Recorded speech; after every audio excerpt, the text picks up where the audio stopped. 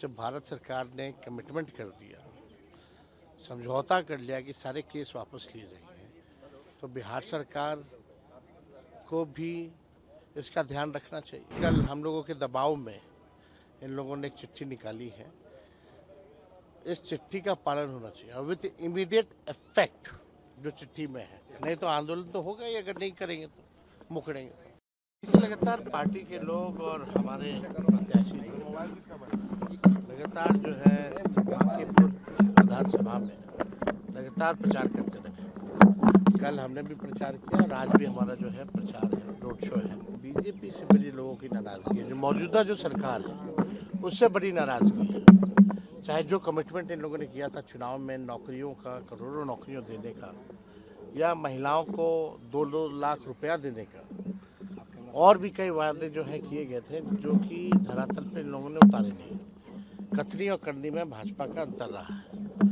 आप देखिएगा तो केवल और केवल लोगों को ठगने का काम किया है भाजपा के लोगों ने। प्रत्याशी रेखा गुप्ता जी जो है उनके पक्ष में है, और हम लोग पूरा विश्वास के साथ हम कह सकते हैं कि इस चुनाव को हम लोग जीतेंगे और बीजेपी के लोगों को करारा जवाब जो है हम करेंगे। ये लोग चंदा चोरी करके आए हैं, वोट चोरी करके आए हैं। जनता सब देख रही है किस प्रकार से नौजवानों को ठगा, किसानों को ठगा, महिलाओं को ठगा, और जिस हिसाब का पुलिसिया गुंडा राज बनाने की कोशिश सम्राट चौधरी कर रहे हैं, क्योंकि खजाना खाली है और इनके पास ना कोई विजन है, ना कोई रोड मैप है, केवल बड़बोलापन के अलावा इनके पास कुछ है नहीं।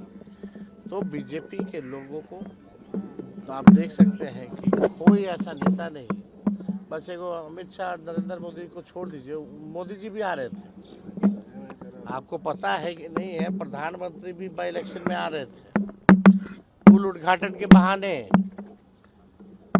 तो आप समझ जाइए उनको भी अपना कार्यक्रम जो है रद्द करना पड़ा, क्योंकि उनको भी लगता है कि बांकीपुर का उपचुनाव जो है वो जीतने वाले नहीं है। और दूसरी बात, कल जो है हम लोगों की जो मांगे थी, सरकार को हम लोगों ने अल्टीमेटम दिया था देर रात तक, और हमने खुद स्वयं मुख्यमंत्री को चिट्ठी भी भेजा था कि अगर आप वापस नहीं दीजिएगा तो बड़ा आंदोलन करेंगे। 2 चीज़ें तो उन्होंने दबाव में आकर के, ना चाहते हुए भी उनको करना पड़ा, क्योंकि जब जनता जब सड़क पे आती है तो सरकार को झुकना पड़ता है। अभी भी हम न्यायिक जांच की मांग करते हैं जो AK-47 की है, और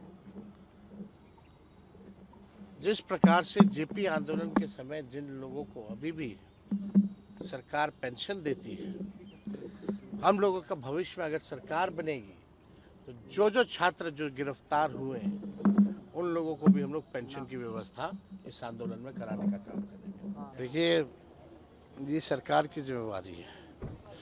जब भारत सरकार ने कमिटमेंट कर दिया, समझौता कर लिया कि सारे केस वापस लिए जाएंगे, तो बिहार सरकार को भी इसका ध्यान रखना चाहिए। लेकिन कल हम लोगों के दबाव में इन लोगों ने एक चिट्ठी निकाली है।